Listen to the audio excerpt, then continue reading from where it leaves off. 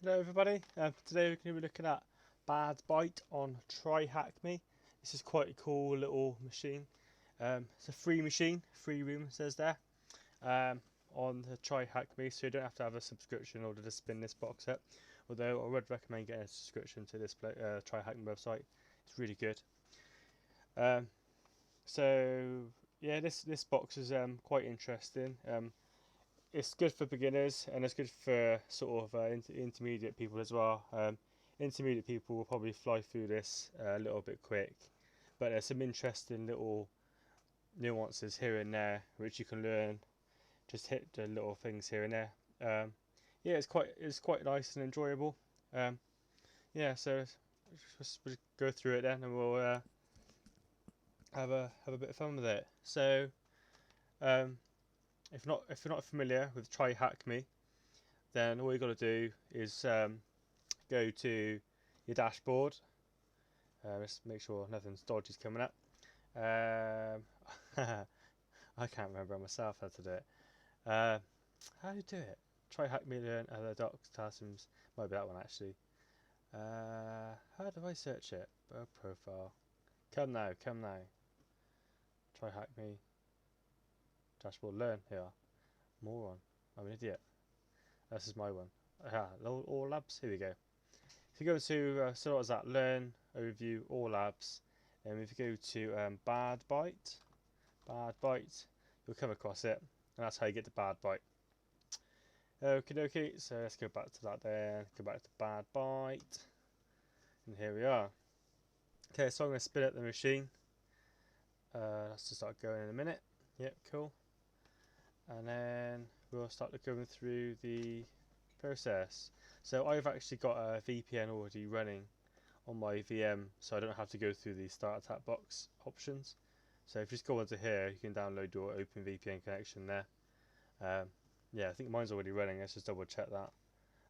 Parrot, I've got the terminal. Where's my terminal? It was open. There it is, hiding behind there. TryHackMe. Let's go to that. Okay. There's a lot of random stuff going on. Let's tidy up a bit, shall we? Like I say, I've already done this. Kill you. Died. Kill it then. Yes, I just completed this last night in preparation for today. I was going to try and do it live, but it turned out I needed to do a bit more of a put a bit more effort in than I anticipated. Okay, let's clear this then. Clear. Nice. Okay, so nice fresh shell. Okay, let's go back to Bad Byte. And then we have an IP address of this. Cool. Okay, first off, what does the instruction say? Do a bit of Nmap reconnaissance on said target.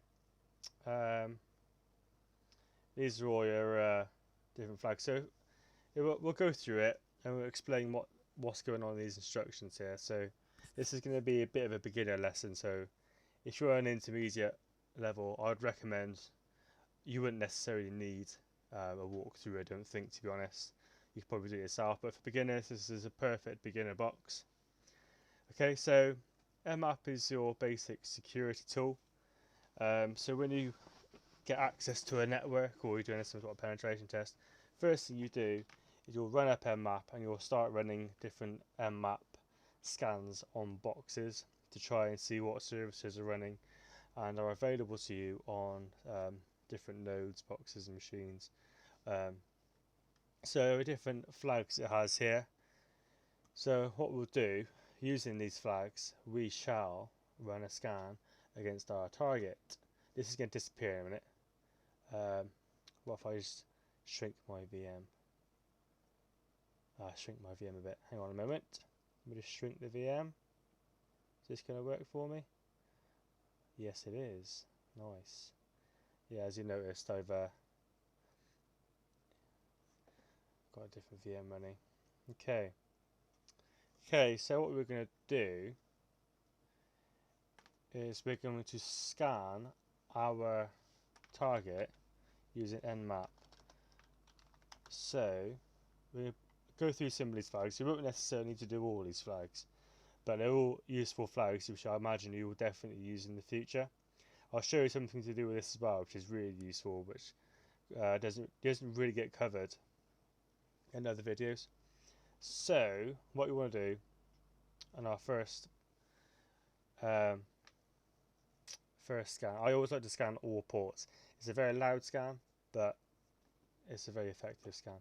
So what we're going to do is got Nmap, then we're going to do our flags. So in this instance, port scan. So they've chosen the port scan 121. We're going to do a port scan for all. So -p- is scan all 65,000 ports, or 65,536 if I remember correctly, something like that. And then we don't need to do a -pn. So a -pn, if I was to put a -pn flag in here, it would suppress the ICMP discovery thing. So you don't only do this if you think there's a firewall or something like that, and you're sure that the target itself is actually up and operating. You don't need to do a ping scan, because by default Nmap will try and find or confirm the target you've told it to scan is up and running by performing a ping scan, so ICMP ping scan. -A, so this enables OS detection, version detection, and script scanning. So your basic Nmap scripts will be run against the box to find any sort of low-hanging fruit. It'll try and detect version of services that it finds on the box, and it will try and determine the OS or the operating system on the box as well. So yeah, we can put a -A in there if we want to, but in this instance it's not really necessary, but we'll put it in there just for shits and gigs. And then we've got scan default NSC scripts again, so it's a bit more in depth. I think it's a bit more in depth than that, but it'll be a default NSC scripts. So Nmap has some modules. So you go to cd/user nmap shares nmap NSC. Try that. Nope. Back. Let's go. NSC it is. So let's try scripts. cd scripts.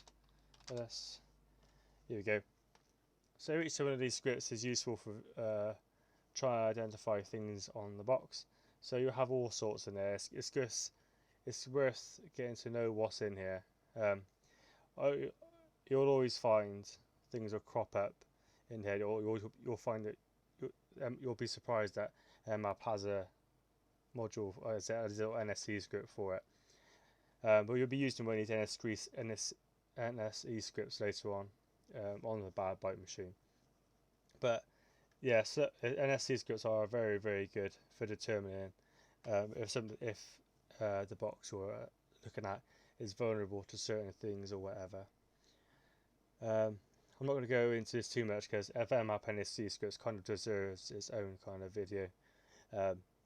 So all you need to know really is if you come across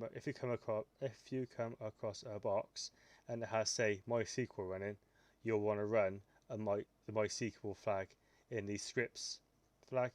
You see this flag here. We will be doing this using these later on, so we'll go through it. Okay, so let's get rid of this. Control D, and then we have this back to here. So we've got the -A, just covers that. It also covers that service versions, as I always said up there. For both, that basically just put more of a output to the terminal, which we'll do. And then -OA, so output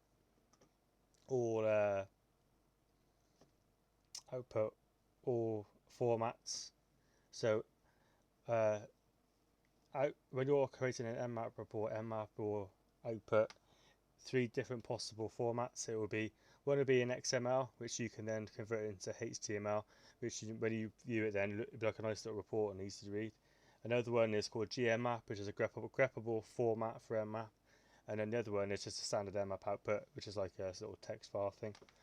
It's quite nice.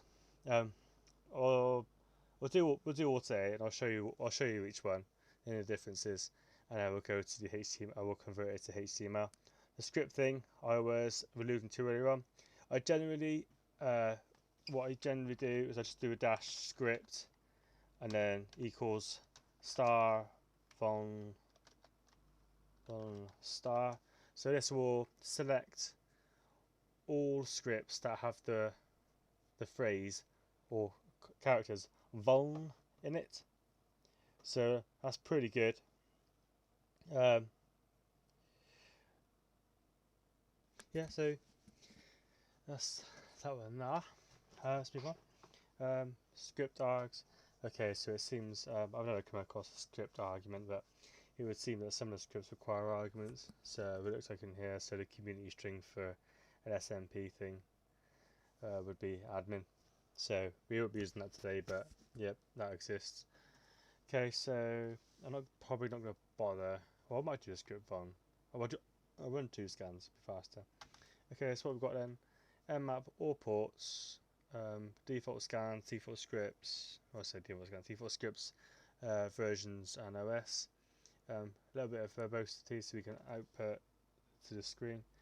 Then we're going to go OA, and we're going to call it bad bytes, bad underscore bytes, and then that's the output. So just going to make a little bit of a directory. I'm going to do a little bit of a directory. Downloads folder at the moment is just an absolute mess. So make dir bad underscore bytes. Okay, we'll just copy that, and we'll cd into the change directory into the bad bytes, because I don't really want to do it here.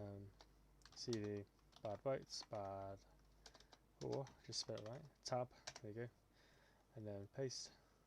Good, go. It really helps if I put a IP address to attack also.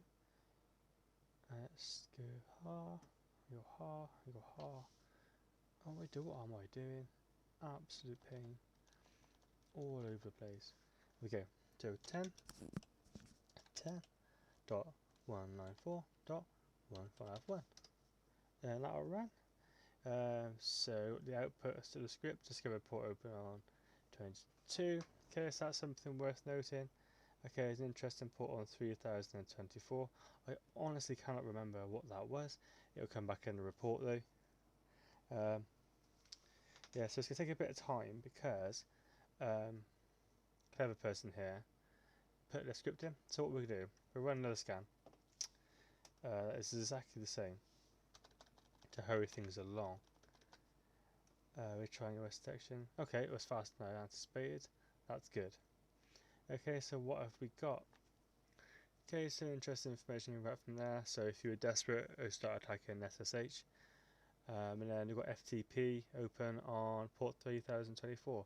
Okay, that's interesting. So first thing you should always do when you come across FTP is you should see if you've got anonymous login. Now, Nmap should, if I remember correctly, check for anonymous login. Perhaps not. Okay, doesn't matter. So anyway, first things first, let's get ahead of ourselves a little bit. So if we look at here, because we did the -OA flag with the name, we got 3 reports. So one I like to do, well, a little bit of a goose gander first. Bad bytes, go for the GM map. You'll see it sort of outputs it like this, and it basically allows it, or makes it easier for regex to search through said file and pick up certain parameters or whatever. That's why it exists, I think. Then there's the other one, which is cat nmap, or bad bytes, and then we go .nmap. Yep, so it's just our standard script. We've seen this in the terminal already. And then we have the XML format. So the XML format will look like gobbledygook when you first look at it. But what we can do a thing called SLT proc. If you haven't got this installed, all you've got to do is go sudo apt install, and then you'll be able to get your XLT proc. It's just a little converter thing. So what I like to do is just have that and then output that to bad bytes, and just put HTML at the end. And then what we can do there, not as root because it doesn't work with root, we open up the terminal and we cd to downloads. I guarantee I can't read it now because it would be all upset. Cd to bad bytes ls-la owned by root, you can't do nothing. Yeah, okay, so what we'll do, we'll just make that readable. So chmod bad, what are we going to call it? 77, no it's not. So what I think I'm doing in a minute is we're making all files readable. So we're going to change the permissions to, I think it's 4444. Yeah, 4444. And we'll just do all in that. Nope, it's not in the wrong place. So chmod 4444 to all files in that folder. Okay, now so go back to our other terminal, go ls-la, all readable to everybody. I think that's there anyway. Yeah, it was. And it wasn't even required. Okay, so what we can do now is go fire in here. In here, we should have the HTML thing. Here we go. Here we go. Firefox, Bytes HTML, and that will open up a HTML document, and we'll have a nice little report for our little Nmap output. Nice. So it hasn't done an anonymous login check for FTP there. I imagine if I'd put an Nmap script in there, it probably would. Nmap NSC script. I'm not going to bother checking that though. If you want to check that out for yourself, that's fine. So we'll fuck sod it. We'll do it, shall we? So we go map. Instead of just put FTP stuff in here. I imagine it'll come back with something FTP. We won't scan our entire port range because it's not required, but we know our port, working on that. So that'll do a little thing in there, and it's going to overwrite our files by accident because I am a fool. It's not a drama though. We know what we've got. So okay, it's doing some stuff. So it's basically going to go through all the NSC scripts we looked at earlier on that contain the phrase FTP. So I don't know how long it's going to take. It may take a while, so we'll leave that running. But anyway, to just go back to our bad byte anyway. So now we've done our little scan, and there was 2 ports open. There was 22 and 3 in 2024. So that means there's 2. And then what service is running on the lowest open port? Yeah, we know it was open SSH, so it'll be port 22. It is SSH. What non-standard port is open? So 3000. So FTP typically runs on port 21, and then we know it was running because Nmap found the version or what service that was running on this port through Nmap checked, and we know that's not a standard port, so we just put 3024 in there because it's the correct answer, and then FTP was the service that was running. Cool. So that's the first one done. And we move on to the foothold. Okay, now this is a big clue as to what was found or what we should do next. Okay, so what we're going to do is we're going to kill this process in a minute because it's not going to go right, I don't think. Oh yeah, stuck on that. We must be doing something really complicated. Yeah, it's in a loop, I think. Something's gone wrong there, but we'll leave it running. It might sort itself out. You never know. Okay, so what we're going to do, first of all, just to see, because it's nice and easy to do it this way, we're going to go FTP --, and then we're going to go 10.10.194.15, and then at the end of that, because we know it's not a standard port, we're going to go 3024. And it should take us to the FTP server running on here. Sometimes the servers don't like it this way, so we can do it another way. So we can go FTP, I think 10.10.194.15, and then -p 3024. I'm going to have to do this out. Okay, I think I've done it wrong. Okay, I didn't have to put a port in. Okay. Get rid of that. Not required. And then it should take anonymous. I'm assuming this is still running. This is odd. Yeah, let me just okay, for some reason our machine has died. So what I'm going to do is I'm going to reset this machine. This does do this a little bit on there. It's a little bit annoying. I don't know why it does it. But yeah, when it comes back, I'll get you back. To be fair, what I've been doing there, I might have crashed it. That might be the thing. So if I was to run that again, check this, and if it crashed again, that would be a denial of service. but yeah, we're not here to do that today, so I won't be doing that. So yeah, wait for this to boot back up. I'll come back. Okay, so we're going to be pinging that again. 148.6, and we don't have connectivity. Okay, hang on, wait there. Oh, there he is. Got some time back. Okay, right, let's do the FTP thing again.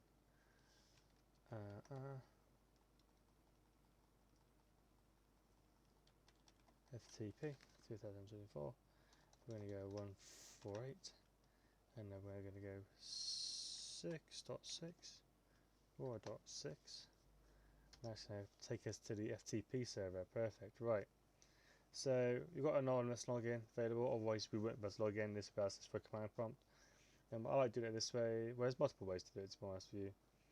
This way is nice because you can see via web browser. The other way would be to go like that. I can find out about to do multiple things, or I can put the right IP address in. That's always a good start with these things. So 148, and then it was 6, I believe. Yeah, it was there. And then anonymous. Oh dear. Anonymous. And then enter. And you go ls. And we've got these things there. So it's always good to enter into binary mode straight away as well, because I've had issues before when you upload stuff, it all goes mental for some reason. Don't know why. Don't ask too many questions. ID RSA, we get a load of that. And we also want to get the note. Cool. So we currently done here. So let's just try and put something up as well. What can I put? I'll try to put exploit.zip. Why not? Okay. Support command successfully. Permission died. So we can't put stuff into it. All we can do is download what's in there. Cool. Right. Done. That is FTP fully enumerated. So let's get rid of this now because we already have the file. Oh yeah. Open. Let's try that. Puma. Okay. I always forget my password. Just let me store my SSH key here. Error causer. Okay, so that's a potential username. And I haven't put it in there. But it's not really required anyway, so. Oh, damn it. Should have done that. Paste. Okay. Right. That is error causer. That can be our potential username, so let's get rid of that. And this is clearly going to be some sort of SSH key, which we're not going to bother looking at here, which I'll open up in the terminal. Right, let's get rid of you, no longer required. So let's cd to bad bytes. I guarantee put it in the wrong folder. Okay, let's just get the FTP back, get that stuff I meant to do. Anonymous. There you go. So then get, see if that'll work. Nope. Get rid of that. Bad bytes right. Please log in with user pass. Excuse me, sir.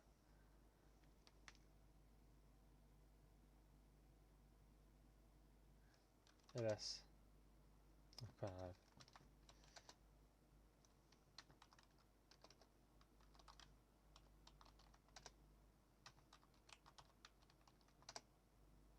okay, right. Get all. Didn't work. Literally looks for the file. Fine, have it your way. Get ID RSA underscore tab. Doesn't tab. Nice. But see, okay, it seems to work. I want a binary. Looks better if I do it that way.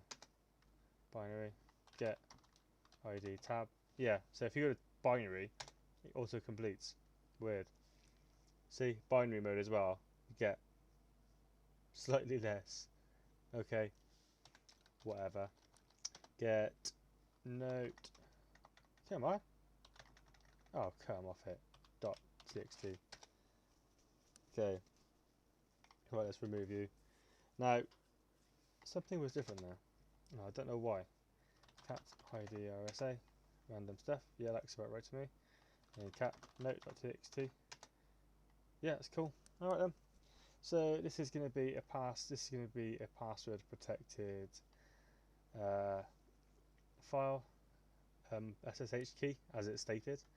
So basically what we need to do something called SSH2 John in order to get this into some sort of hash.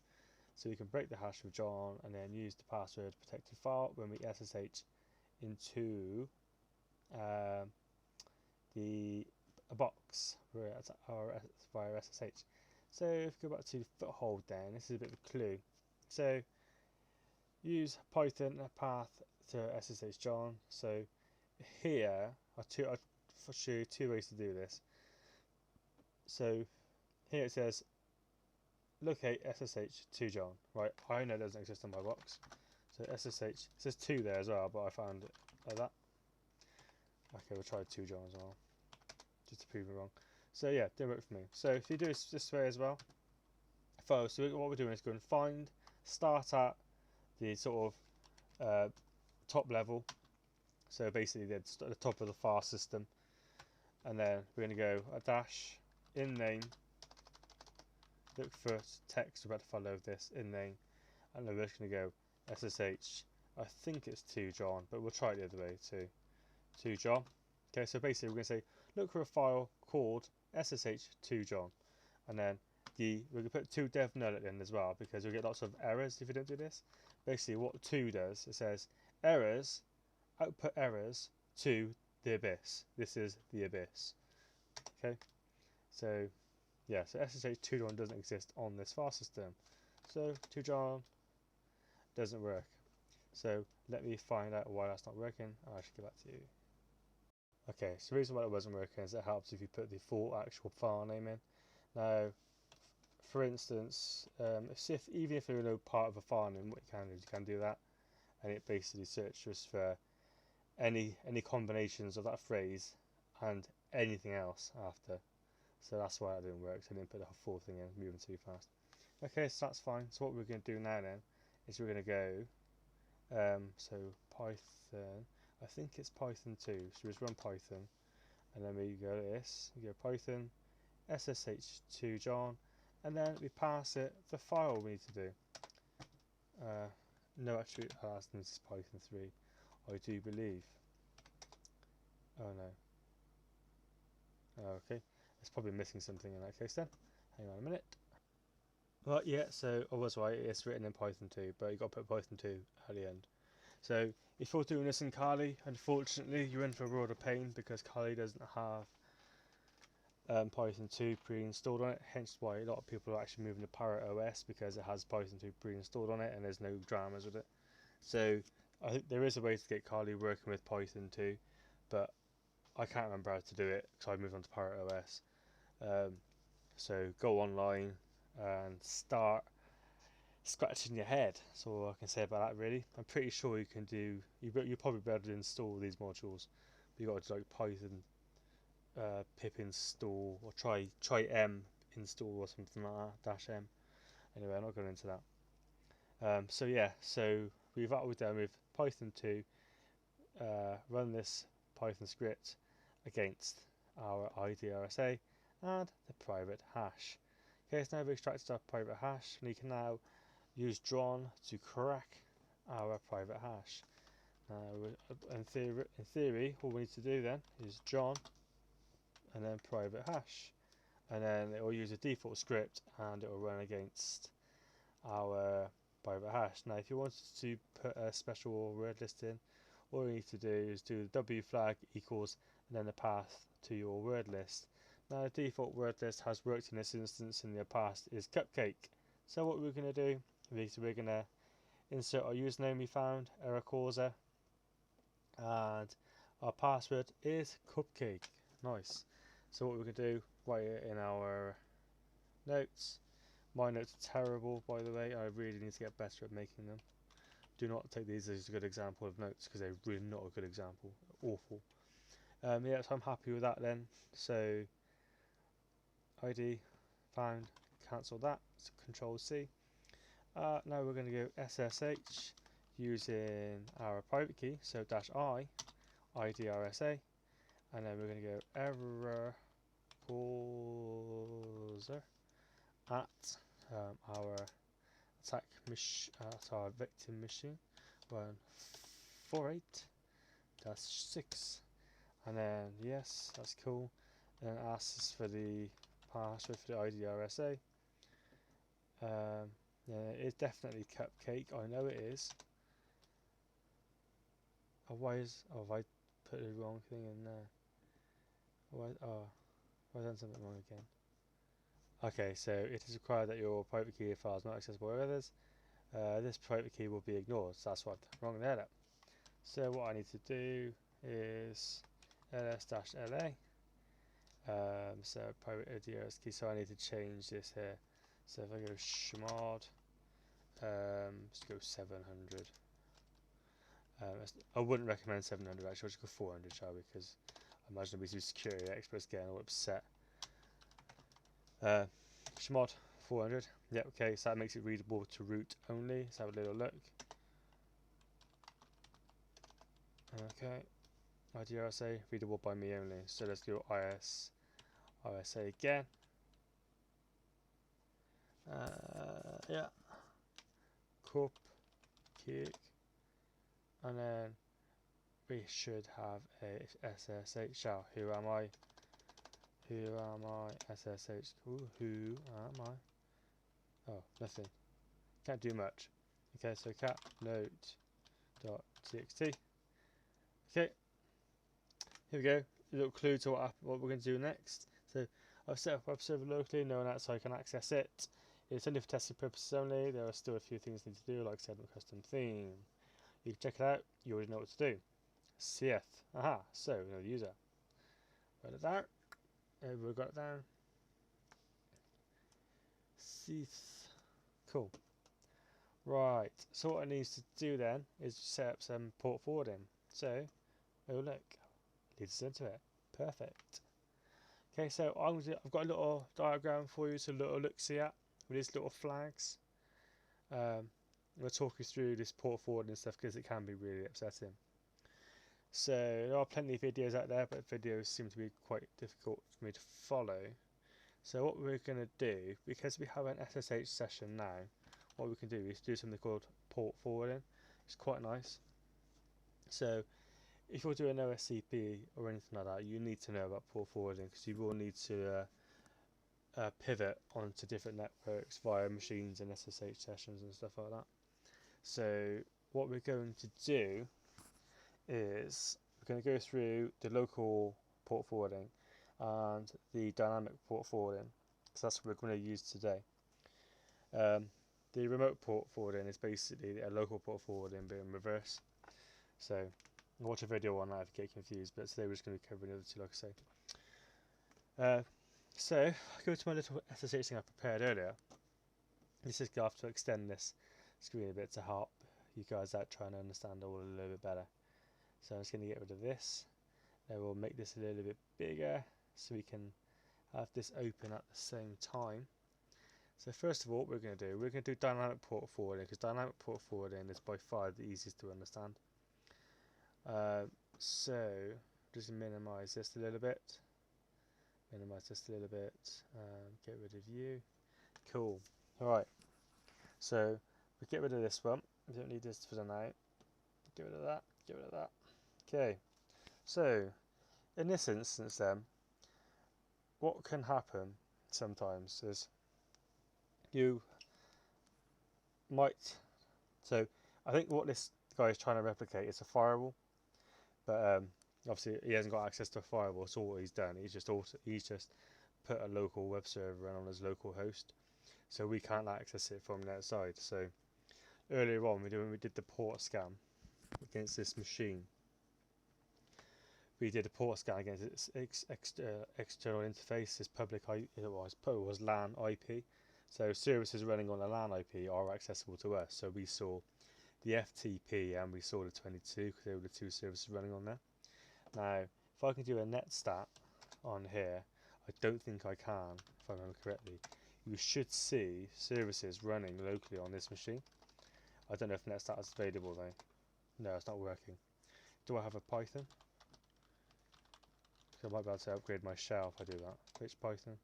Which is not found. Okay, so I can't do anything with the shell. It's a bit of a dumb shell, to be honest. So, it's not a jail shell, but we can use it for our SSH port forwarding, which is fine. So, in order to give us a bit of a hint as to what's running on this service. So what we can do is, we already know that SSH is running and there's a web server running on this machine. So we can hazard as a guess that port 80 is probably the one that's open. So what we can also do is we can also do some SSH stuff as well, actually. So what we'll do, we'll set up a dynamic port forwarder, and then we'll scan the local machine with Nmap. Then we'll be able to find out what's actually running on that machine then. So let's come out of here, and we'll go SSH, so -N for no commands, then -D for dynamic port forwarding. So this is basically saying forward all connections through this tunnel that we're going to make with this to this machine, and we're going to port forward that through a port on our local machine here. So that sounds really random at the minute. Don't worry about it. We'll make it clear. So what we're going to say is SSH, no commands, dynamically forward. So dynamically forward is basically saying there's no specific port on the other side I want to be contacted to. All I want you to do is take my input ports, and then forward them on to whatever machine I tell you to do, forward it to. So what we're saying is really, tools run on here. New studies available on Prolific. Put it all through. Hang on a moment. Oh dear. Come on, what's going on here? Yeah, so what we do, say it's down forward. Then we're going to say we're going to look up on our local host. So on this machine, what we're saying is on this machine, we're going to start a listener on 127.0.0.1, and then using port 950. So we go boom 950. Okay. Then so basically what we're saying is any connection request we make to this port will go through our SSH tunnel to this machine, and this machine will execute said command. Okay, so this is a good way to circumvent firewalls or get access to local services running on this machine. So now we just put in our error cause a user. Oh no, sorry, we need to put in our key, so -I ID RSA space. Okay, yep, that's all good. Error causer, come on, at our thingy. So that would be 10.10.48.6. Okay, so that's opened up a connection now. So theoretically, well, now what we need to do, so we've opened up a tunnel or a proxy now. So what we need to do, I can't remember where it is. Locate proxy chains. Okay, cool. So we need proxychains.conf. So we go. So we go to cat. So you'll need to nano this. If we just put nano instead of cat, but I've already done mine, so I'm not gonna do anything with it. Proxychains.conf. Okay. And at the very end, I want you to put SOX5 and then 950.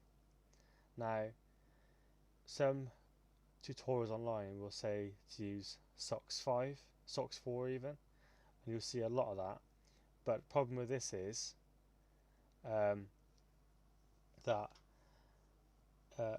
SSH uses, or the new SSH uses SOX5. So just use SOX5 because you'll be banging your head against the wall getting really upset. So just use SOX5, and then you've got to put your thing in there. I've put multiple in here just in case one fails. It falls back to the next one, falls back to the next one, la la la. Okay, so it's not really required, but I like to do it. So now we have our connection open on here. What we need to do, there is multiple ways to do this, but I like to do it this way. You go proxy chains. So what we're saying is anything that happens after this uses proxy chains. So anything that happens after this goes through our new SSH tunnel. So what this is doing is going SSH, no commands being sent, dynamically port forward, so it's not going to be bound to any particular port. We're going to open up a listener on our local machine. That's what that is, just that it's just local host, and then port, anything that gets sent to this port will be sent through this tunnel. Okay, this is the tunnel. Okay, and then this would go there you go.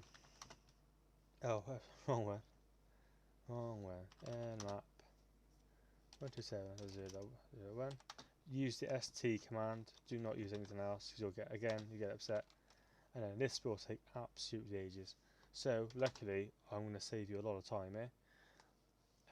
Do that on any initial scan, but I already know what's running on there. So we're going to do 8036.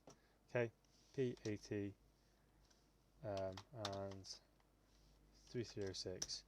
Okay, so as you can see, port 80 is running. I don't know why 3306 now. I think it might be my syntax. Here we go. That was closed. Why is that closed then? How weird. I'm going to have to fault find that. I shouldn't be doing that. Back in a moment. Where's my thing gone? Okay guys, so the reason that didn't work, for some reason this has died again, so I just tried to ping it and it wasn't working. So basically what I'm going to have to do is just terminate box again.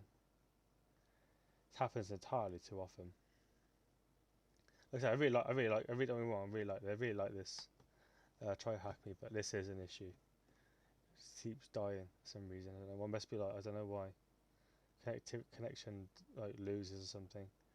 Don't understand why. But yeah, but this will get going, and then we'll run it again, and it should work this time. The reason why it didn't work is connection died. I thought it was a bit weird. The SSH thing didn't like come back with a require a password. I was a bit like, why is that happening? So if you see up here that so need more proxies. So proxies, there is no connection, and then obviously port's going to be closed because there is no connection. So just wait for this to boot up again. Do we have an IP just yet? It's going to be showing in 23 seconds, so I'll get back to you as soon as that sorts itself out. That button now. Okay, so we have a new IP. So down here we're going to ping 146.174, and then wait for that to get some response. Are we going to have it? Yeah, we are. So now we have a response. Okay, so we're going to put in our new IP 2174, and that goes to 146 even 46 174. Okay, wait for cupcake. Yes, we do. Cupcake. Okay, that seems like it's working to me. Run that. Okay, it's not looking promising. Or is it? Hang on. Okay, I should have been a little bit more patient, so that did work that time. So let's do it again. Okay, good connection.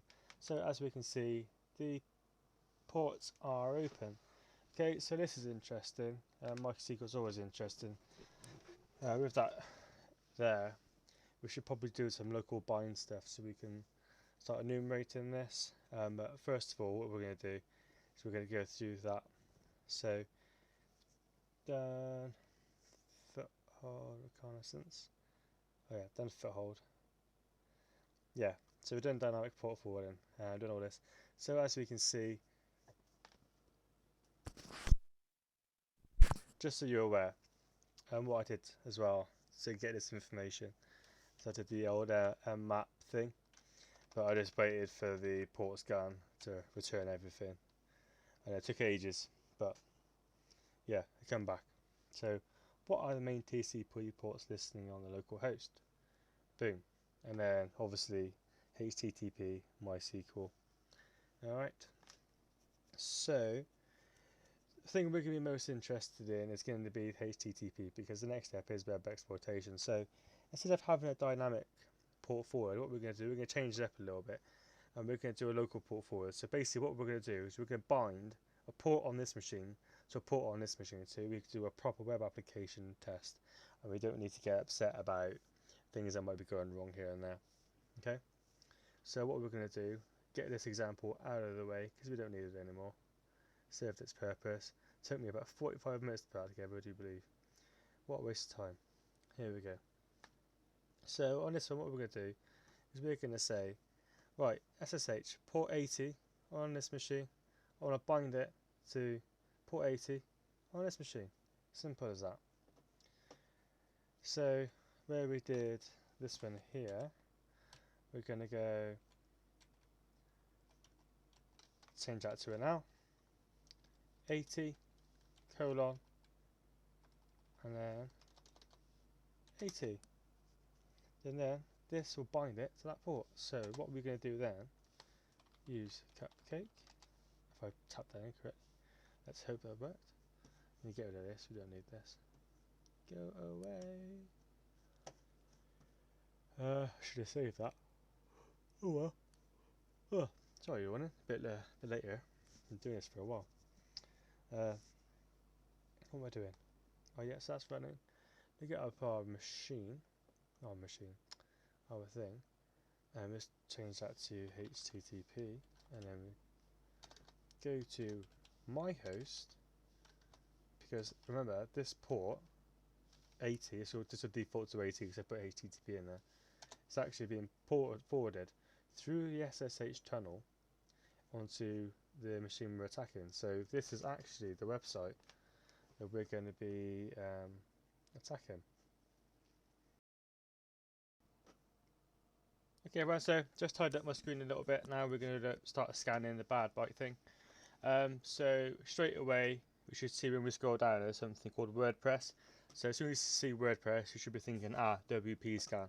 So WPscan is a application that basically deals with the WordPress stuff. So if I go dash help on this, we should see all this jazz. So this isn't a WordPress scan tutorial, but I will just go through the basic stuff when we're using this. So what we're going to do, we're just going to take you through some of the key sort of parameters. So what we want to find out is we want to find vulnerable plugins available on here. But instead of just, we'll do an aggressive scan because I'm pretty sure there's no security stuff running on bad bytes. So we'll be pretty confident we can just go loud. So what we're going to do, we're going to go -E for enumerate, then we'll start putting our options in. So -E for enumerate, and then we're going to go all plugins. And I'm not going to bother with vulnerable themes because I know it's just a plugins thing we're after. But obviously in a real world scenario, you'll probably go all plugins, all themes, and then maybe DV exports, and then user 1 to 5, just as loud as possible to try and find some users on the box.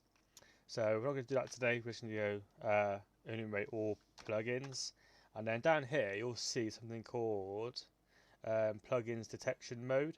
So we want to go aggressive today, because if you don't do aggressive, you won't find what we're after. If you do passive, it won't come up.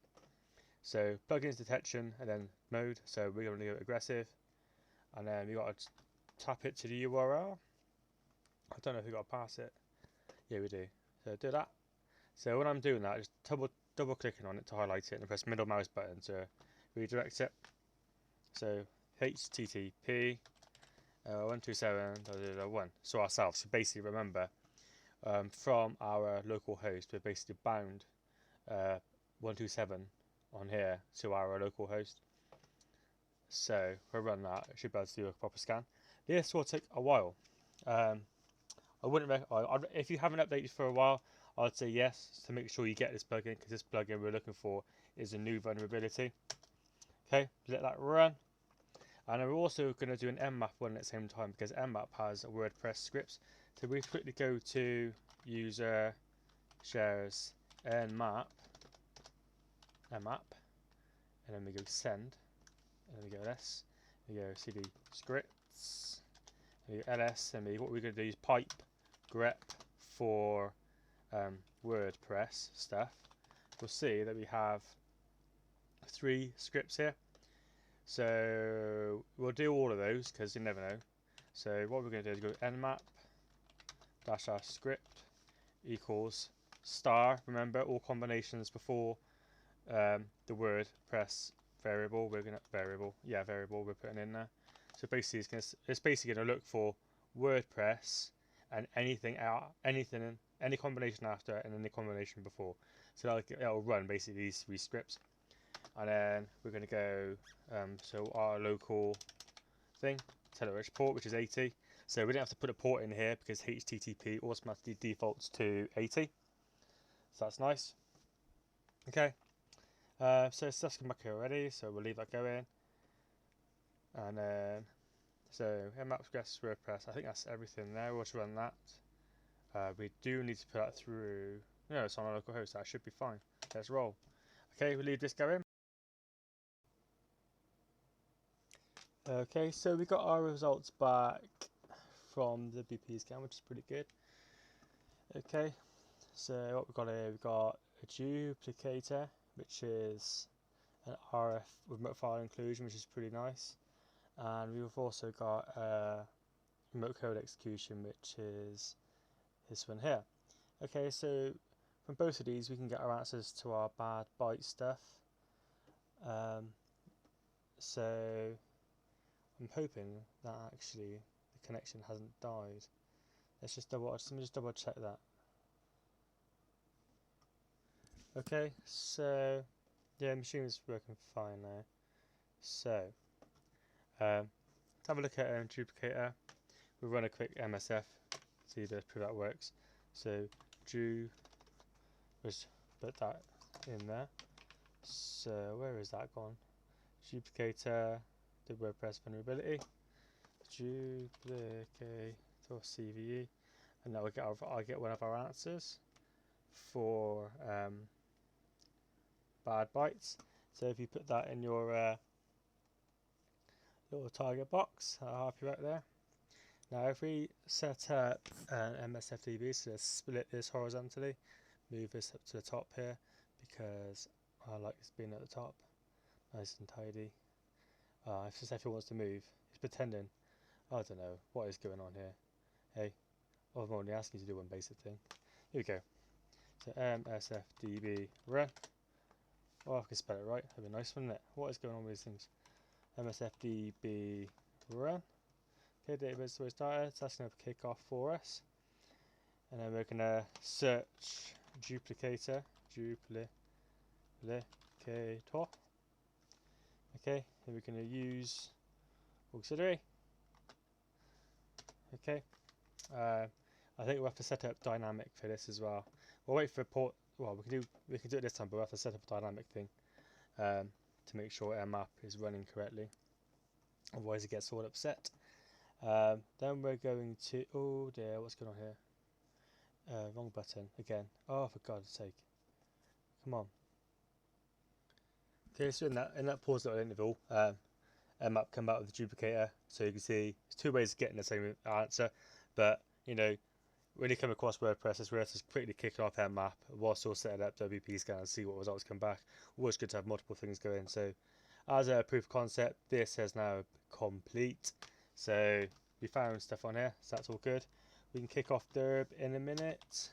We'll get that running soon, but we'll have to put it through dynamic port forwarding whilst start messing around with this. So we'll do that in a bit.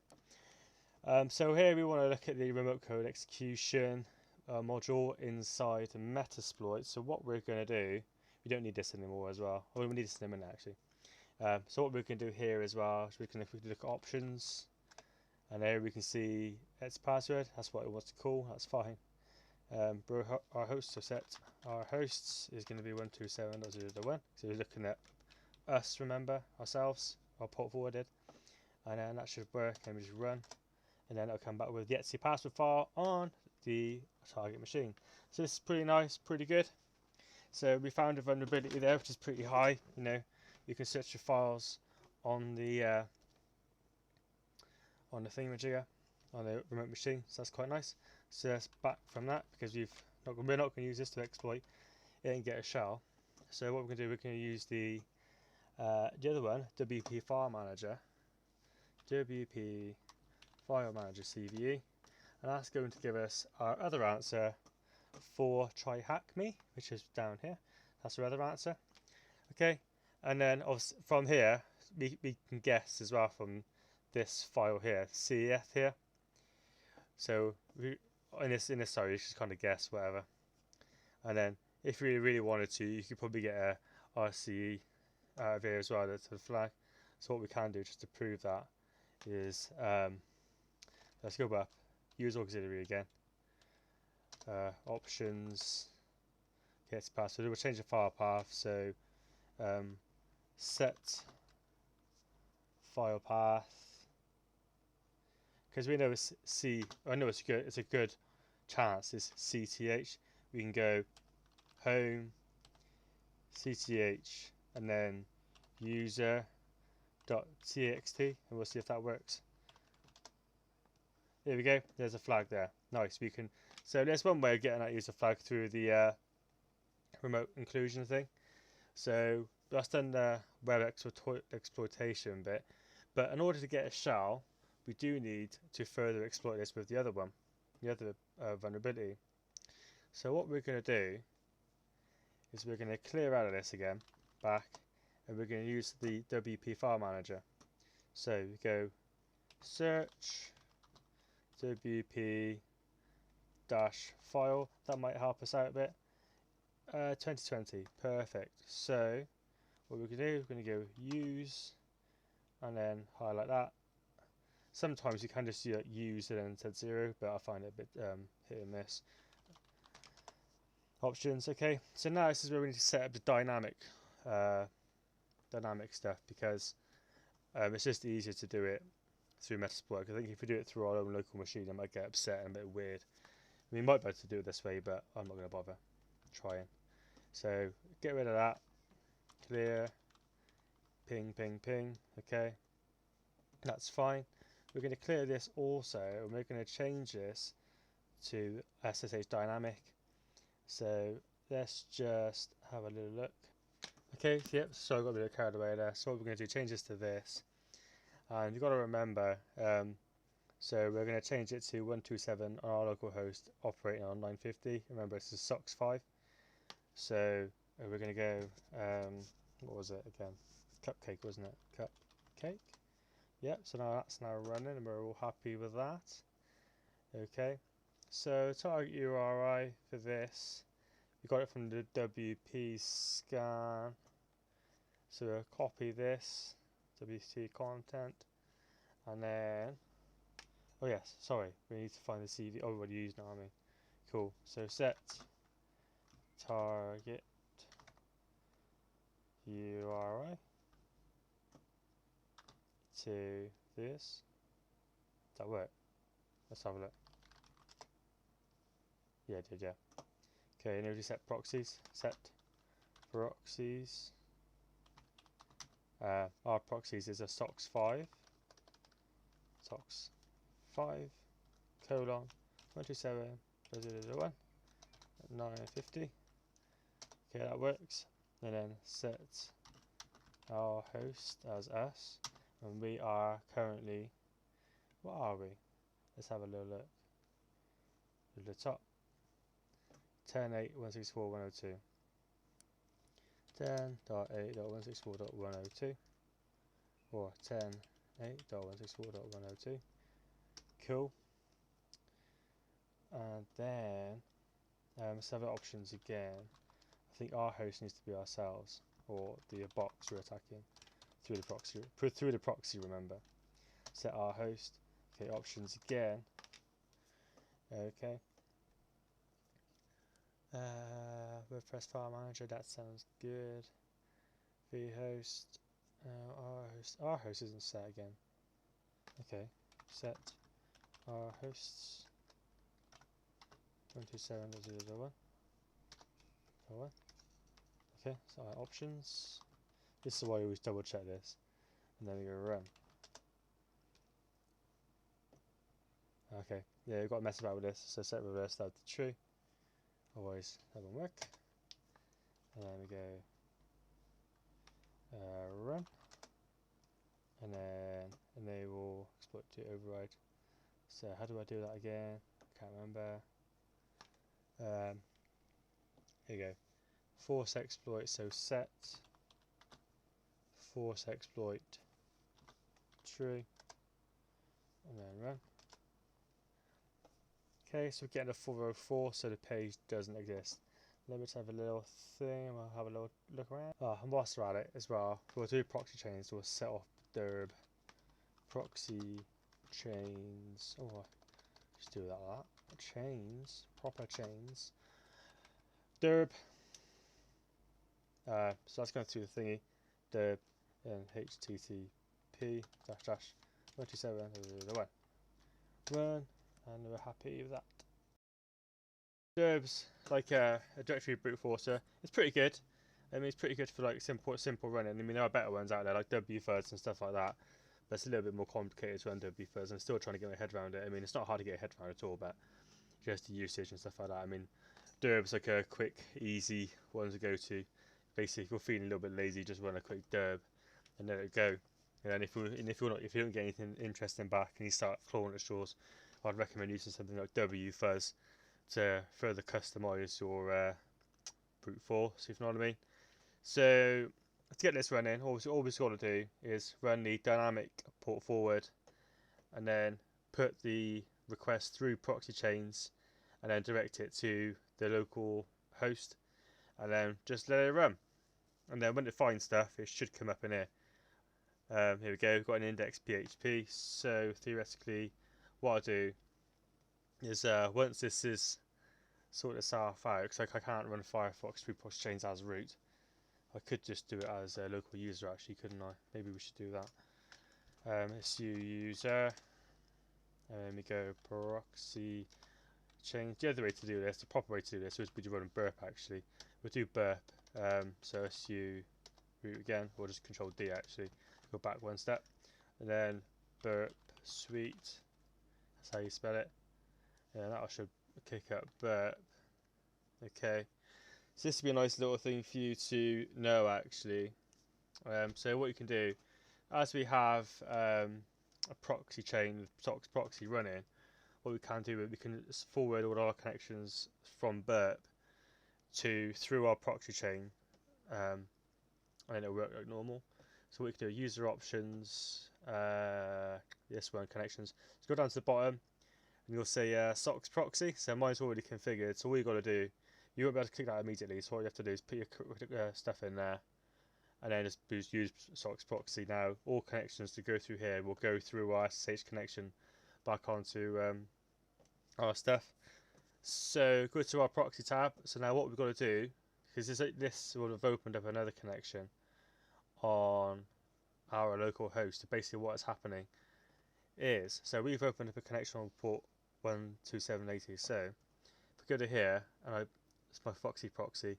Now I'll show you how to do this properly in case you haven't got Foxy proxy installed. I'd recommend installing Foxy proxy because it's just nice and quick and easy, and that's all configured.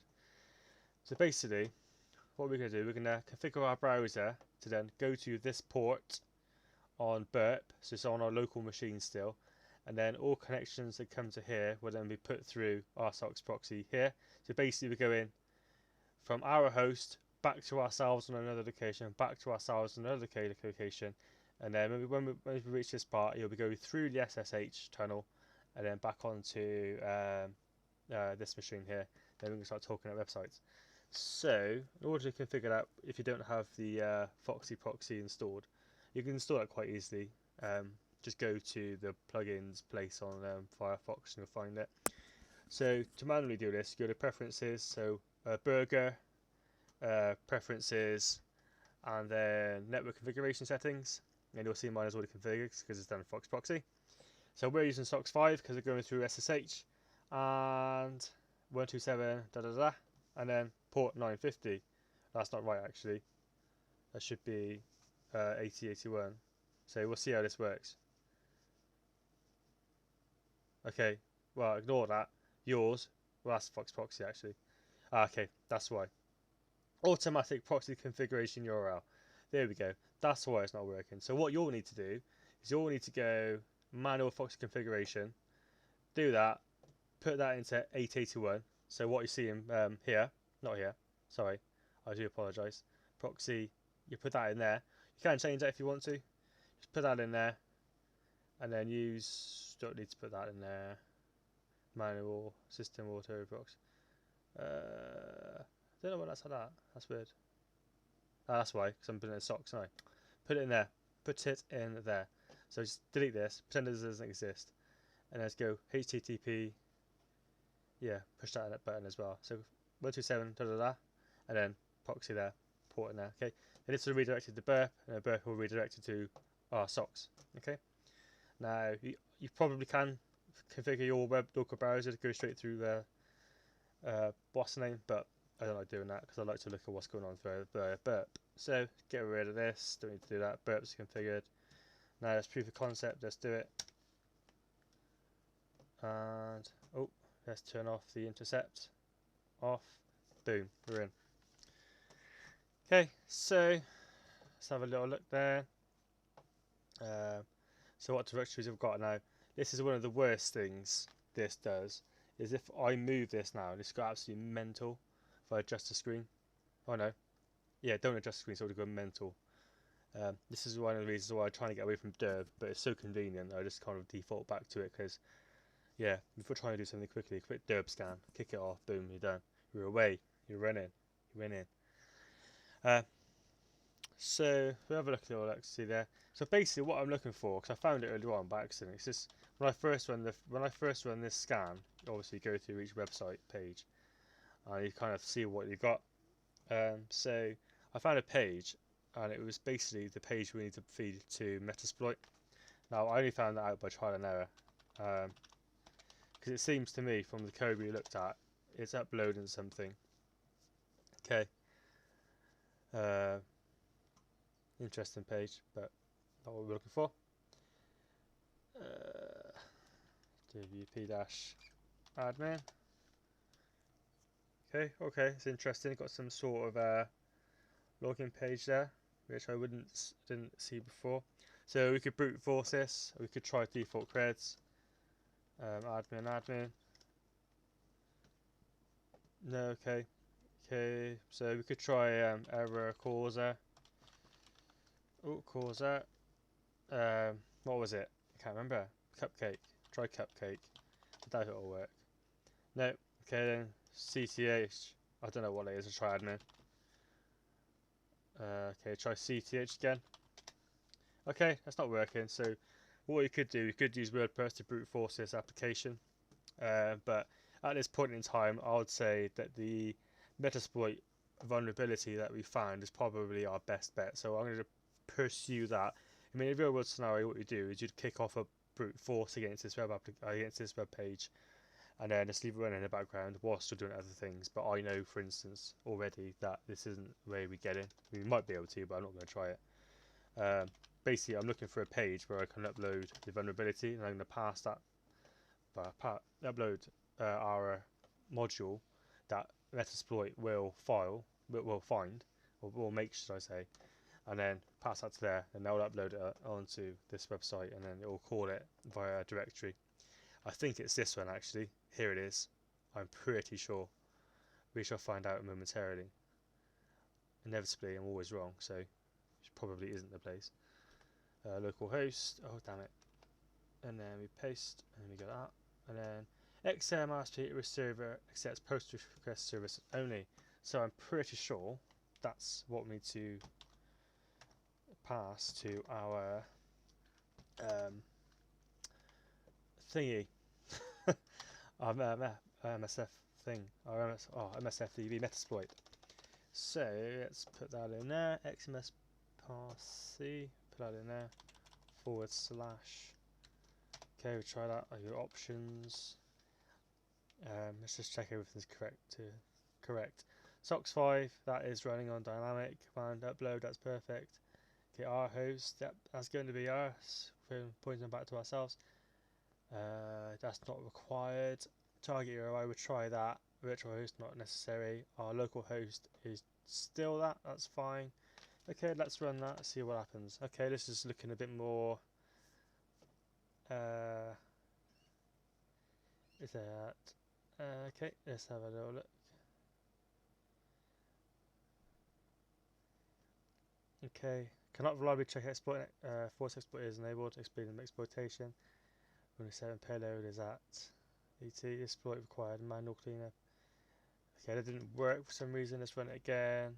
Sometimes it takes a couple of applications to run. Okay, it's not working. Okay, well, I'm gonna go away. I'm gonna have a little look at this and come back to you with a better answer because I don't know why that's not working. Okay, I shall see you momentarily. Just press that button. Where's that button? Okay, everyone, sorted that out. So, in my infinite wisdom, I overcomplicated it. So, basically, you don't need to provide it with a target URI. So, the default target URI would have been absolutely fine. So, if you see in here options, find a target URI base path to WordPress installation. Okay, I should have just left it as that. Okay, so now we're everything set up. So, let's go back to look at configurations. So, that's fine. That was default. Our proxy is SOX5 because we're using SSH. Our local host on port 950, so anything we send to our local host on port 950 will be put through the tunnel. We want to put through the tunnel local host, so this will be executed on our proxy, which in this case is our target victim, and I'll redirect all connections to the local port 80 on that said host, and then the exploit will start at this base URL extension or whatever comes after this, and then it will go to that said location and upload its file and then execute wherever it does. So let's just run it and we'll get a Metasploit thing back. Obviously all this is happening because we did the whole thing with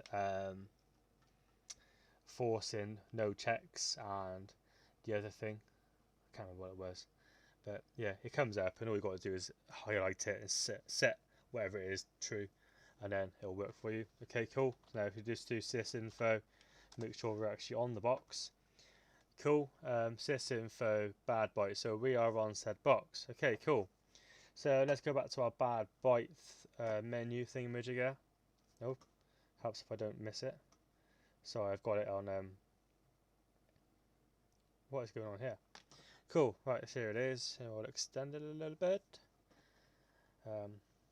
So that comes down to here, web exploitation. We'll put forward on web exploitation. Okay, so new.cms is, yeah, we'll find out who we are in a minute and we'll get the user flag. Okay, cool. So, what's for that? Next stage is a bit of Priv Esc. This is pretty easy, this one. It's not meant to be difficult or anything, but it is but it is worth doing because it's just like a little bit of a reminder that you've got to check everywhere, and I'll give you a useful little command as well so we can check a lot of stuff at the same time. It won't work in this scenario, but it's definitely a worthwhile command to you, worth knowing. Okay, so here I don't particularly when we go on, I appreciate interpreter shells, but I don't particularly like, well, I do like them perfectly fine. I'm just not too familiar with them, so used to the regular command line.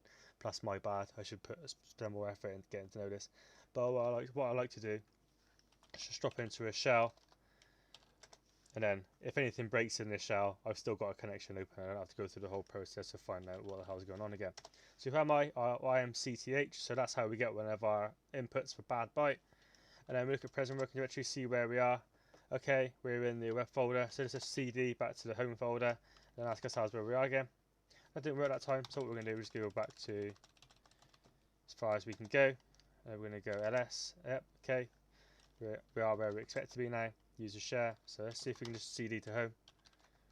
Home. See what's in here. ls. Error causer. Then we go csh ls.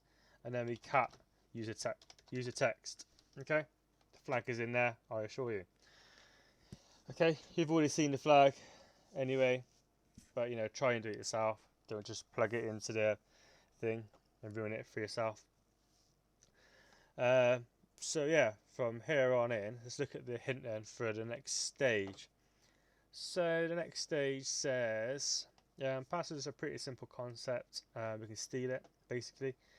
Sometimes good to use maybe you use same password or slightly change a good one. So change it from good password 2019 to good password 2020. Bit of a clue there. Or yeah, get the point. So if an attacker gets hands on an old password dump of the company, find pattern in the passwords used, the attacker can guess the correct password. So basically what it's saying is good password 2020, change it to 2021 or whatever. So you find that the user has left a password somewhere accidentally. Management now require SSH sessions to be logged. Okay, so maybe we should look in SSH stuff, maybe to find out where you saved it or something like that. But there should be a log, so I'm guessing there's to be a log somewhere with this password in. Guest uses new password. I imagine it was something to do with that. I imagine.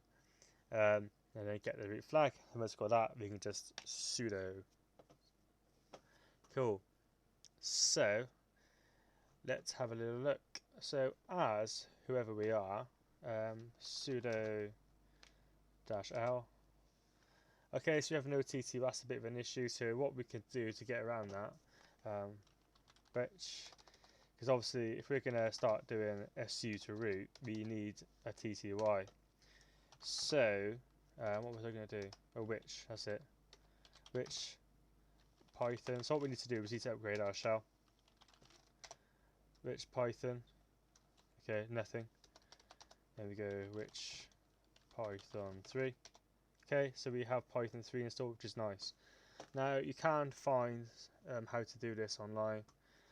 So upgrade. So we get it with a burp now. We don't need a burp anymore. We can go. What can we do? Let's think about this. We can go upgrade TTY. There you go. Grade TTY should come out. There we go. One of these ones. Null byte. Try null byte. This isn't the best one. Will it work though? Bash shell interactive. We could use Bash if you wanted to, but I want to use Python. I've already got the thing for this. I just want to show you a location where to find it. Here we go. This will do. Upgrading shells to full interactive TTYs. So if we get down to Python, because we already know we have Python. Python will be here somewhere. Here we go.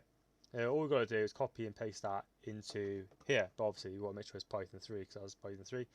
This will give you a partial upgrade, but make it a full upgrade. What you can do is you can Control Z, then you can echo STTY raw, and then enter that. And then if you go foreground and then enter that twice, it'll drop you into a fully upgraded shell where you have tab and history and stuff like that. I do believe this. Here we go. The full process is here. So magic method, upgrading from netcat with the magic. It's not that one. Don't do that one.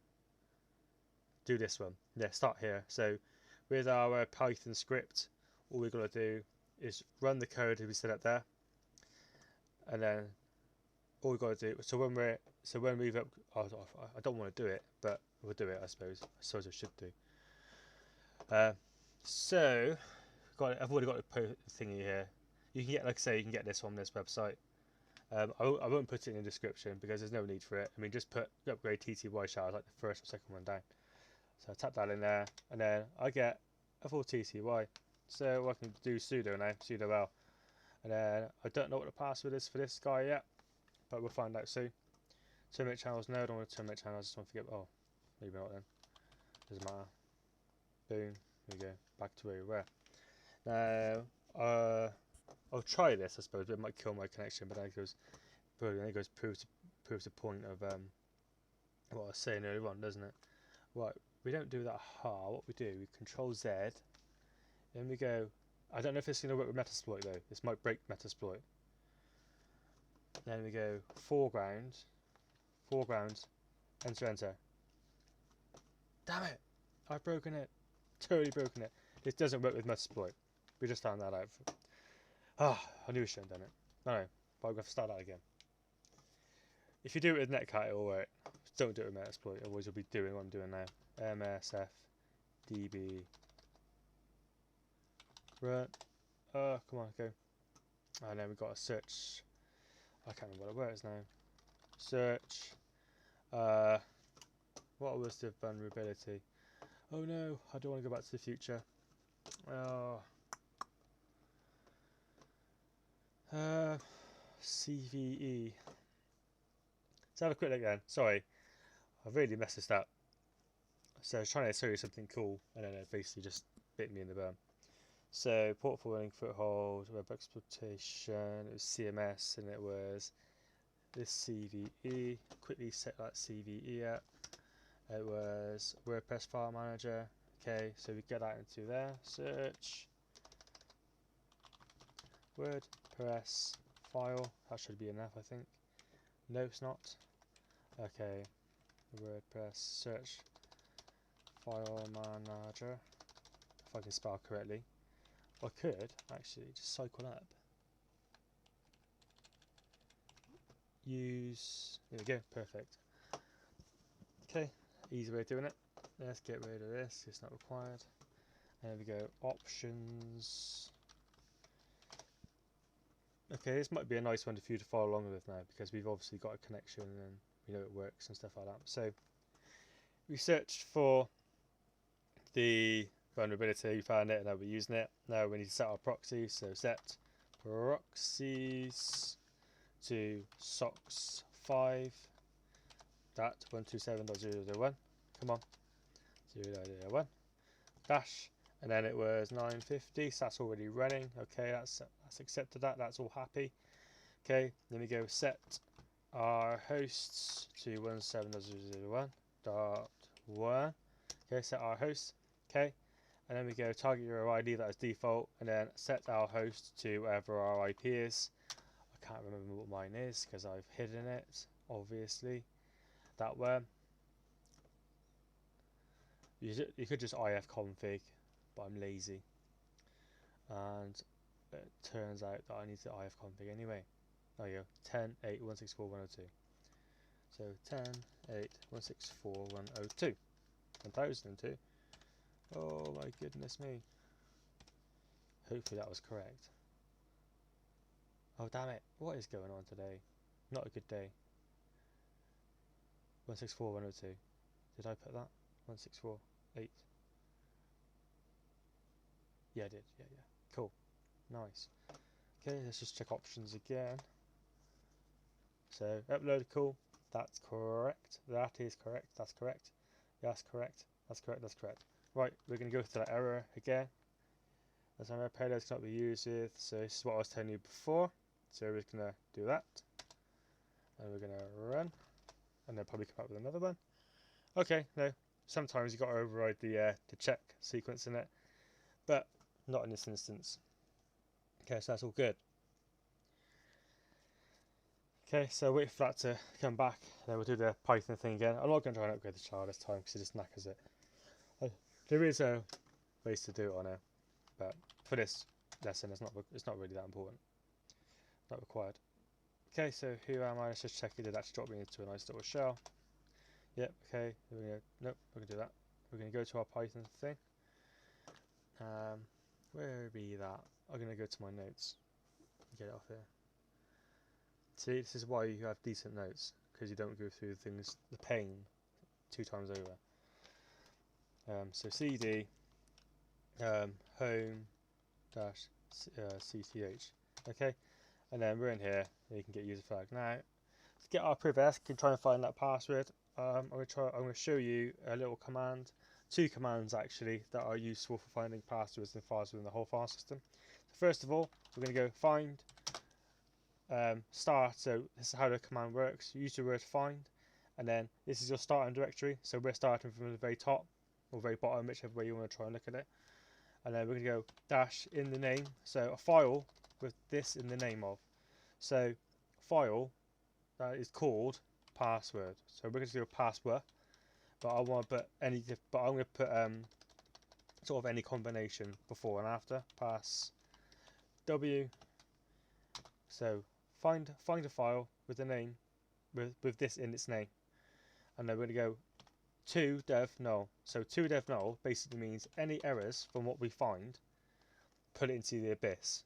Alright, put it in the bin. So it'll only leave us with what we want, basically. If you don't put that at the end, you're in for a world of hurt. I mean, this is bad enough as it is anyway. So basically, if you're going through this box properly and you're really stuck, I would recommend start going through all these things. But better way to do that again still is maybe to grep that and then start looking for passwords within files. Now give me a moment, we'll just pause this and I will try and find the actual command. I always forget it. Okay, quick Google search, I found this. So it's partly using the type F, so file and execute grep h, text to find, and then some other stuff at the end. I don't fully understand this. I'm not gonna lie to you. I know the gist of what it's trying to achieve. So some sort of grep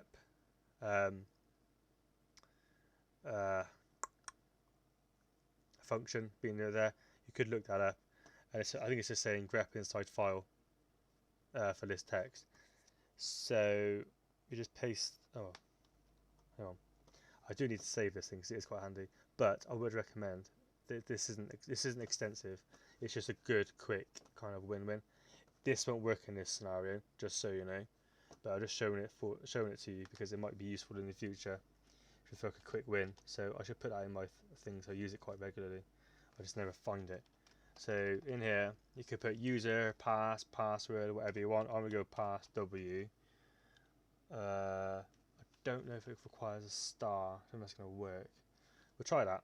See what happens. This at the end, I don't think needs to exist. I think it basically means do it again or next command or something like that. So, oh, dev null. This is what I mean. You need the dev null, otherwise you'll be looking at absolute turd. Okay, I'll do Python thing again. Crikey. Here we go. In ha and ha. Upgrade to TTY. And then I go from ha, go to ha. And we go to dev null. Okay, now we're going to get some sensible output, I think. Yeah. Okay. So what do you leave that running, and you'll look for that in there. I don't think I can find anything, to be fair. We'll try and put the stars. I don't know, what is that? It's so annoying. I suppose look at channel, isn't it? Channel. Help menu, interact with channel. I don't care. Okay. So what we're gonna do? Yeah, sorry about channel 1. Interact with channel 1. That would have worked. So we're just going to go back to that Python thing, and we're just going to look around the local file directories. Okay, so ls, not ls there, we're going to cd, home, and we're going to go cth, ls. Okay, got user text, but we've got lsa to find hidden files. So this dot stuff in front, this means it's got hidden files. Now looking in here, this is interesting because it's out of the ordinary. So pseudo's admin, these are interesting as well. You should always look at those.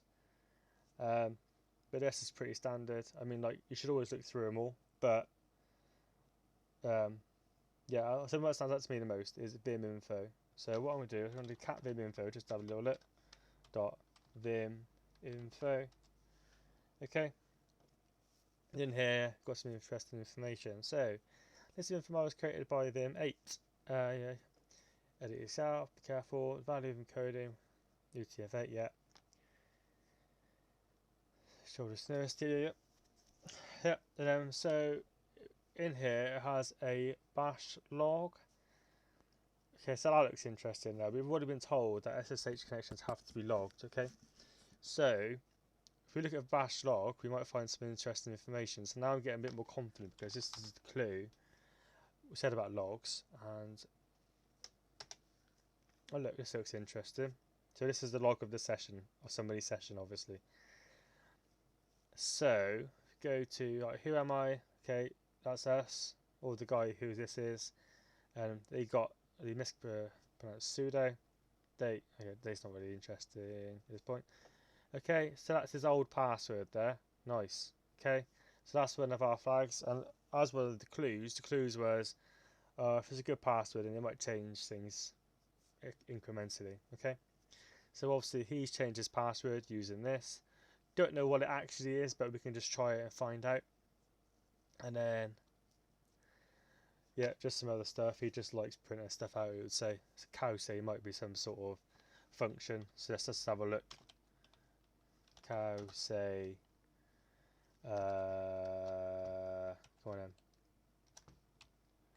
Moo. Come on, go. No. No. Okay, we'll try it that way. Okay. Right. Sorry, I'm just being a bit of a child now. Dash. Nope. More dash. Cow say. What's he done? Moo. Moo. What? Okay, I'm not gonna waste your time on that.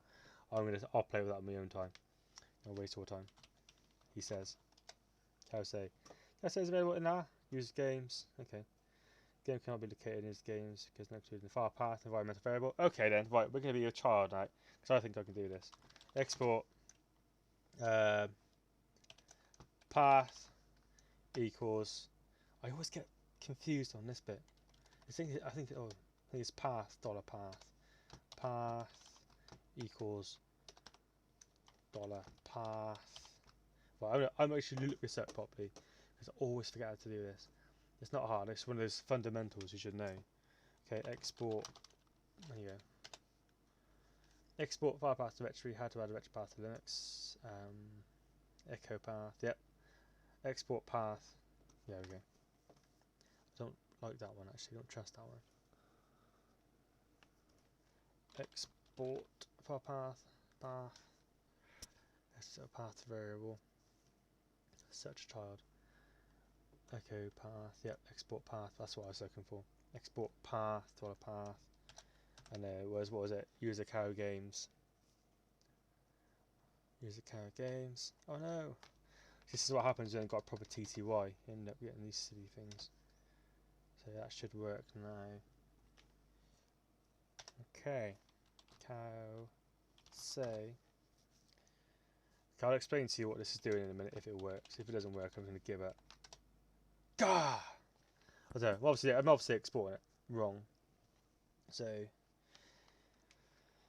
Can I say it's available? This games cannot be used because this games is not included. Oh, okay, that's why. Did it all wrong. Export path games. Try that. Cow say. Okay, cool.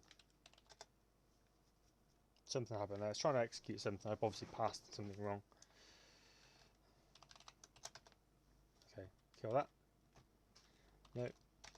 Okay, channel interact one. Oh, God's sake, how to interact channels. See, we're always learning. So basically, we're just trying to find out how to execute this channel thing. Oh, not channel. Displays information about control active channels. Okay, let's just run channel then, and then channel, and it'll give me that option. Interact with given channel, list interactive channels. Okay, dash list. Okay, I've got a 0 and a 3. Okay, so I0. Or I could just go I0. Or I could just do it properly and go I0. Okay, that's not working. That's obviously died. Okay, I'm reluctant to go back to 2 because I think it's knackered. Channel I've obviously done something to it. Knackered. Kill. Just create a new shell. Quickly do the Python thing. Don't worry, I'll put links in the description so you can skip this section if you want to. This is just me mecking about now. We've got the password and stuff now, so basically if you want to crack on and do the tell you what, we'll do a sensible thing. Yeah, we'll come back to this in a second then. I'll explain to you how we get this working. So Python 3, okay, we're back to that. Go cd home cd home cth. Okay, that's where we are now. That's all good. Okay, so now we know the password being that funky password. So we go back to here, you already have it. So, not here. So it doesn't give you the root flag, which is good. So you haven't got the root flag on this, but you got everything else. Then, yeah, I'd recommend going back. So that's the the old password, but I reckon there's a strong chance that's gonna be 2021. Okay, so now we have a full TTY as well. That was restricting us from running sudo before. We can go sudo su root, and then that's gonna ask for the password for C, whatever it was. So this is the password here. I'm just gonna copy that. I think that's gonna work actually. Oh no, we'll find out. Copy, then paste that in. Oh, okay, fine. And then we are root. Okay, so who am I? Okay, and then if you cd root ls, got the root txt, and then you get the flag.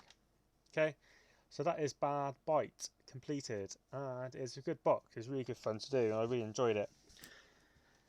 Okay, so yeah, there you are. That's the end of the video. Now I'm going to get this cowsay working because I'm a child, and then after that I'll call it. Okay, so if you're leaving us now, thanks for watching. Sorry I put you through the some some painful bits, but I hope you enjoyed it all the same. And yeah, so thanks for watching. See you later. Yeah, so for the other guys who decided to stay on, let's try and get this path thing working. Okay, so if you just echo path, because root might have it already in there. Echo path. What we're adding, what we're trying to do is add user games. Our user games is already in there. So theoretically, if I do cowsay moo, I should, yeah, get the thing up. So what was happening here? It's part of an overflow on it or something. Quite interested. Look at this code. I'm guessing this is like some kind of C program that just basically echoes your stuff back. So the reason why CTH wasn't working, so if I SO CTH and I go echo path, you'll see that user games is in there. Okay, that's odd. Because it was basically when I put cowsay, what it's doing, it's looking for the program called cowsay. First it looks in SBin, then it looks in bin, then it looks in here, then it looks in here, then it looks in here, then it looks in here, then it looks in here, and it goes, okay, got cowsay, then it runs cowsay, but obviously cowsay requires parameters.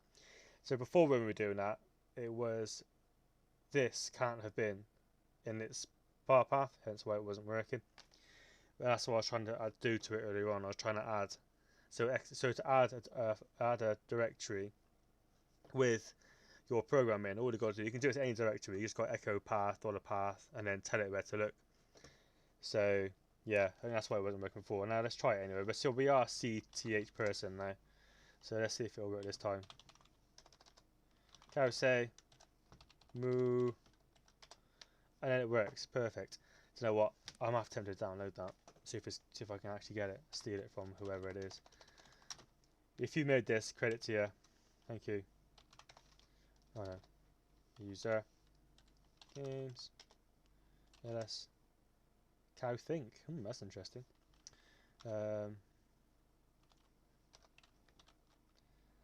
Think moo. Haha. Yes, this is fun. Okay, so I'll probably go to Metasploit and I'll download these files. I think I'm an absolute child. So what I'm gonna do, I'm gonna kill this shell, yeah. And then we'll find out where we are. So I don't really, again, I'm not too down with Metasploit. I know it's an easy download file directory. Okay. So download cowsay.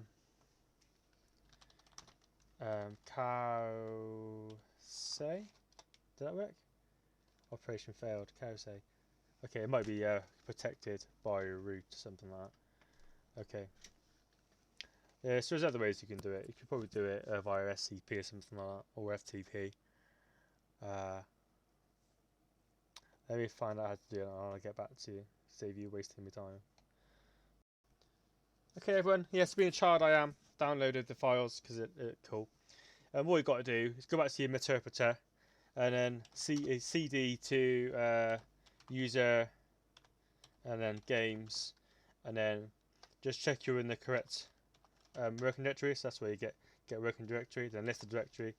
Then you'll say he'll have Kause, and I think yes, that's now downloaded. Yeah, so that's how you crack the box. Yeah, it's really good fun. I learned a little bit. I hope you guys did too. I tried to throw in a few extra things for you guys to learn and take away as well. Yeah, so thanks for watching. Good luck and see you later.